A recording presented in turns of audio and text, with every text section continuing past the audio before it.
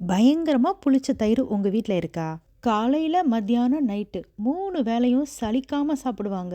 இந்த மிளகா தயிர் தொக்க மட்டும் பண்ணி வச்சுக்கிட்டீங்கன்னா, 1 வாரம் வரையும் கூட கெட்டு போகாது.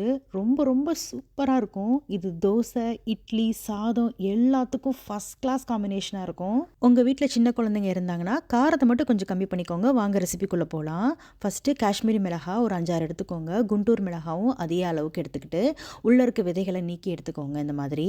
இப்ப 2 மிளகாவையும் இந்த மாரி பொடி பொடியா வெட்டி ஒரு பவுல்ல சேர்த்துக்கோங்க. இப்ப இது கூடவே நல்ல புளிச்ச தயிர் ஒரு 1/2 கப் அளவுக்கு சேர்த்து நல்லா கலந்து விட்டு ஒரு 1/2 மணி நேரத்துலேருந்து 1 மணி நேரம் வரையும் நல்லா ஊற விட்டுருங்க. ஒரு பேன்ல மல்லி, சீரகம் 2யும் வாசனை வர வர வறுத்து மிக்ஸி ஜார்ல சேர்த்துக்கோங்க. நம்ம ஊற வச்ச மிளகாவையும் சேர்த்து கூடவே கொஞ்சமா தண்ணி, 5, 6 பூண்டு பல், 2 கொத்து கருவேப்பிலை உருவி விட்டுக்கோங்க.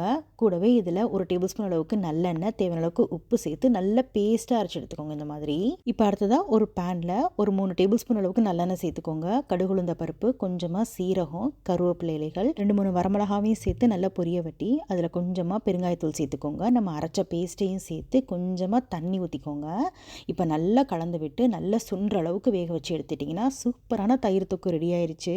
இது பார்க்குறதுக்கு எண்ணெய் கொஞ்சம் அதிகமாக இருக்க மாதிரி இருக்கும். ஆனால் தயிர்லேருந்து பிரிஞ்சு வந்த எண்ணெய் தான் இது. இது இட்லி, தோசை, சாதம் எல்லாத்துக்கும் சூப்பராக இருக்கும். நீங்களும் கண்டிப்பாக ட்ரை பண்ணி பாருங்கள்.